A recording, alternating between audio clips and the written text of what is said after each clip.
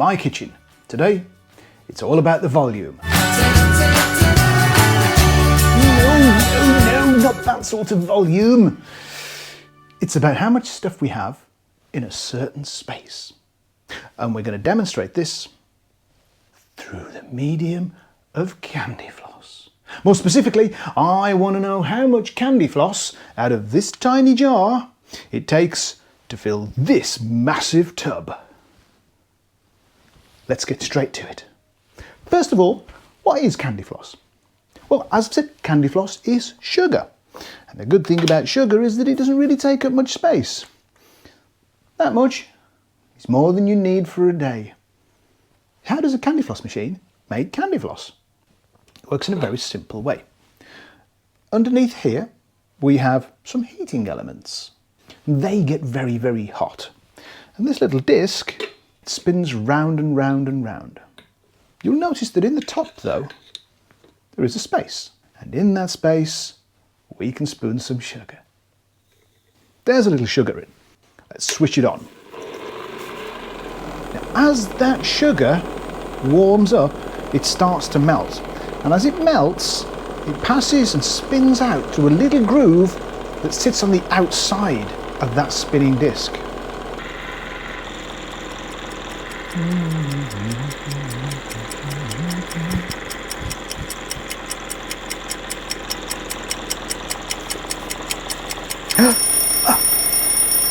Candy floss is starting to appear. As the sugar is melting, it's been spun into very, very thin melted strands. What that means is that it takes up quite a bit of space. Ooh. It's growing nicely, isn't it? And still it keeps going.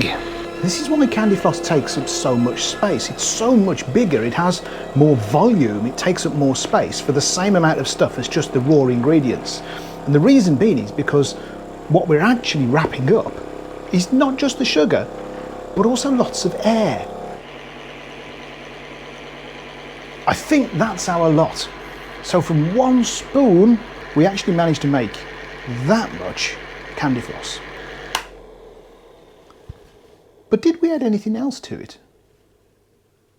No, that was just sugar, wasn't it? In fact, there's still some sugar left inside. So we didn't even use all that much sugar to make that much candy floss. Let me just prove that. I'm going to weigh it. Is that set to 0? If I pop it on, it goes up to 4 grams. How much does that spoon of sugar weigh? 1 spoon of sugar weighs a lot more, 16 grams. However, there is a lot of sugar around the inside of the bowl. So what would I do with that sugar? Would I add it in? Well, let's do that. And how much sugar do we now have with the candy floss and the crunchy bits that were wasted around the outside? We have 16 grams.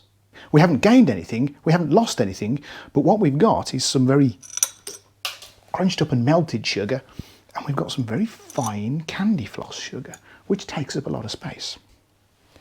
I don't really want to keep making candy floss all day to fill my tub. So I need to work out how much candy floss 1 spoon makes. If I can do that, I can work out how many of those will take to fill this. I'm going to do the maths on this in a minute. Let's first of all work out how much volume of candy floss we get from 1. The volume, we've seen it's about that much, but we can do better than that. Because nobody really eats the crunchy stuff that's left around the outside of the bowl, I'm only going to collect the stuff that comes off that actually is candy floss. The other stuff is sugar that if we mash it up and pound it up, we can use again. So at least I'm recycling some of my waste. Now we're getting into a lot of melted sugar. The temperature is just right. I think that's got the last of it. Now this time, I'm not going to wait and get the weight of it. I'm actually going to see how much space it takes up in my little measuring jug. As actual candy floss, that's about half a jug. Now I think it comes in around about the 250 mark. That means that I've got well, 250 millilitres. Now that's strange because I'm talking about volume, I'm not talking about grams, how heavy something is. Thinking about how much space it takes up. So how many 250 millilitres would it take to fill this? Quite a few. Let's get onto that with some maths. That's tidied up a little bit. What have we learned? Well, what we've learned is that 1 spoon of sugar weighs 16 grams, and that makes 4 grams of candy floss, which has a volume of 250 millilitres or 250 cubic centimetres. So what do we need to do next? Well, we need to work out what the volume of our tub is. And that's a little bit more complicated. First of all, though, we need to work out what the area of the bottom is. Now that's a lot easier when we come to work out the area of a square, for instance, or a rectangle, because what we do is we multiply the length by the breadth. For instance, here we have a square which is 1, 2, 3, 4, 5, 6 across, and 1, 2, 3, 4, 5, 6 down. All we do is multiply 6 times 6 equals 36. So that's fine. That's how we work out the area of a square. But did you notice our tub? Yeah, it's not exactly square. In fact, it's mostly round. So we need to do something different now. When you come to measure a circle, you notice that you can't just measure the sides by each other because it doesn't really have one. So we have to use a special technique. So first of all, we're going to measure how far across our circle is. Across it is 34 centimetres. So 34 centimetres is the diameter. That's how far it is all the way across. Now, when you calculate the area of a circle, you need to halve that. I just need to know what the radius is. Now, the radius is the distance between the centre and the edge. Now, the radius is obviously going to be half because it's not all the way across, it's only halfway across. So that is 34 divided by 2, and that equals 17. 17 is our magic number for radius, but that just gives us from the centre to one edge. What we have to do is we have to multiply that by itself.